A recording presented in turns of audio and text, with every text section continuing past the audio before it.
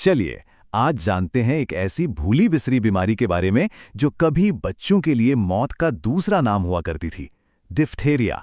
आज भले ही इसका नाम हम कम सुनते हैं, लेकिन ये समझना बहुत जरूरी है कि ये क्या थी और क्यों आज भी ये हमारे लिए मायने रखती है। बस इस एक लाइन पर गौर कीजिए, हर 5 में से एक बच्चा। ये सिर्फ कोई आंकड़ा नहीं है, ये उस दौर की एक डरावनी हकीकत है। ये बताता है कि डिप्थीरिया सिर्फ एक बीमारी नहीं थी, ये बच्चों के लिए एक जानलेवा सजा की तरह थी। तो सवाल ये है कि आखिर ये डिप्थीरिया है क्या भला? इसका एक नाम ही इसकी पूरी कहानी कह देता है। गला घोटने वाली बीमारी, नाम सुनकर ही रोंगटे खड़े हो जाते हैं, है ना? और यकीन मानिए, इसके पीछे का विज्ञान इसके नाम जितना ही भयानक है। चलिए इसे जरा समझते हैं। अगर साइंटिफिक भाषा में बात करें तो इसके पीछे है एक बैक्टीरिया जिसका नाम है कॉरिनेबैक्टीरियम डिप्थीरिया। पर असली विलेन ये बैक्टीरिया खुद नहीं है, बल्कि वो जहर है जो ये बनाता है, एक टॉक्सिन। और यही वो चीज़ है जो इस बीमारी को इतना इतना खतरनाक बना देती है। अब शायद ऐसा लग रहा होगा कि ये तो भाई पुरानी बातें हैं, इतिहास की बात है, पर ऐसा है नहीं। ये नंबर देखिए, 7097। ये कोई पुराना आंकड़ा नहीं है, ये 2016 में दुनिया भर में रिपोर्ट हुए केसेस हैं, मतलब 7000 से भी ज्यादा। तो ये एक सीधी सीधी याद दिलाने वाली बात है कि लड़ाई अभी खत्म नहीं हुई है। तो ये होता कैसे है? मतलब एक छोटा सा मामूली सा दिखने वाला बैक्टीरिया इतनी बड़ी तबाही कैसे मचा सकता है? इसका राज छिपा है उसके एक सीक्रेट वेपन में, एक जहर, एक बहुत ही पावरफुल टॉक्सिन। तो मिलिए असली मुजरिम से, कॉरिनेबैक्टीरियम डिप्थीरियाए। अब इसकी एक अजीब बात है, ये बैक्टीरिया ना कोई घुमक्कड़ नहीं है। ये एक जगह, मान लीजिए गले में, आराम से बैठ जाता है और वहीं से अपने जहरीले हथियार मतलब टॉक्सिन्स को पूरे शरीर में भेजता है, जैसे कोई कमांडर दूर से ही अपनी सेना को कंट्रोल कर रहा हो। तो इसका अटैक प्लान कैसा होता है? चलिए इसे 3 सिंपल स्टेप्स में समझते हैं। Step 1, infection. बैक्टीरिया गले में अपनी कॉलोनी बना लेता है और तेजी से अपनी तादाद बढ़ाता है। Step 2, toxin production. अब शुरू होता है असली खेल। ये बैक्टीरिया एक खतरनाक जहर बनाना और छोड़ना शुरू कर देता है। और फिर आता है स्टेप 3, सिस्टमिक डैमेज।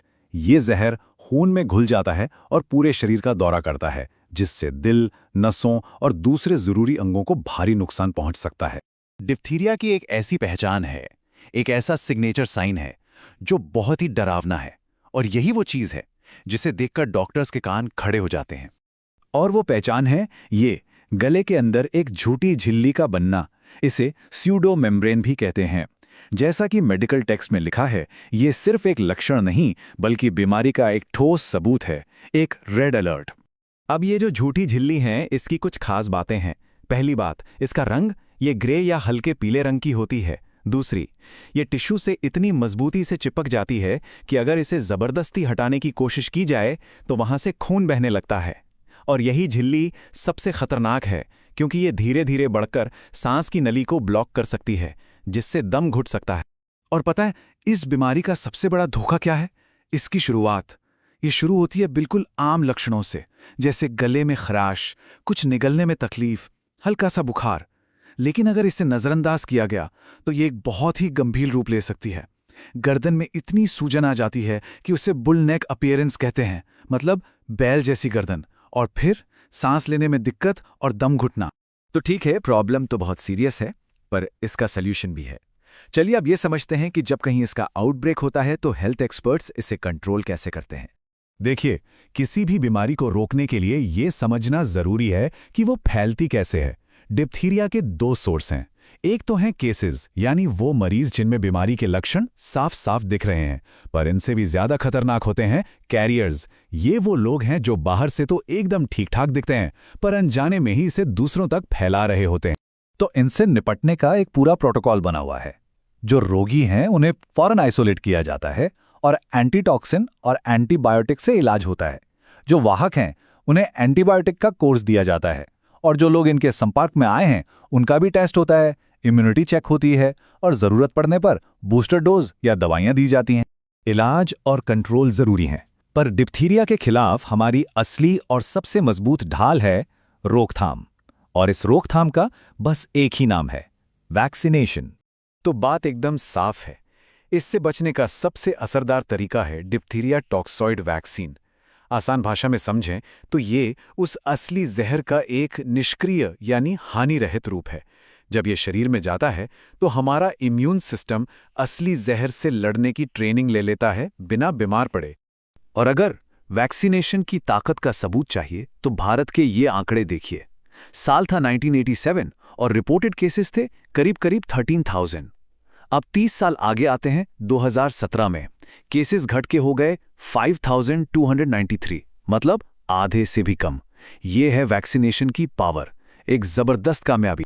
ये वैक्सीन ज्यादातर डीपीटी टीके के रूप में दी जाती है। डीपीटी मतलब डिप्थीरिया, पर्टुसिस यानी काली खांसी और टेटनस। एक टीका 3 बीमारियों से सुरक्षा। बच्चों को इसकी 3 प्राइमरी डोज दी जाती हैं और फिर इम्यूनिटी को बनाए रखने के लिए टाइम टाइम पर बूस्टर डोज भी जरूरी होती हैं। अच्छा, अब यहाँ एक बहुत ही ज़रूरी बात समझने वाली है। वैक्सीन जो है वो बीमारी पैदा करने वाले जहर से तो बचाती है, मतलब बीमार नहीं पड़ेंगे। लेकिन ये वैक्सीन किसी को कैरियर बनने से नहीं रोकती। मतलब हो सकता है कि किसी को टीका लगा हो पर उसके गले में बैक्टीरिया हो और वो उसे फैला रहा हो।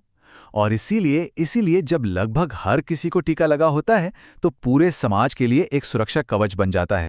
और बस यहीं पर हम एक बहुत बड़े सवाल के सामने आकर खड़े हो जाते हैं। जब डिप्थीरिया जैसी एक बीमारी को रोका जा सकता है तो क्या वैक्सीनेशन सिर्फ एक पर्सनल चॉइस है या फिर ये हमारी एक जिम्मेदारी है, एक कलेक्टिव रिस्पॉन्सिबिलिटी? ये एक ऐसा सवाल है जिस पर हम सबको सोचने की जरूरत है।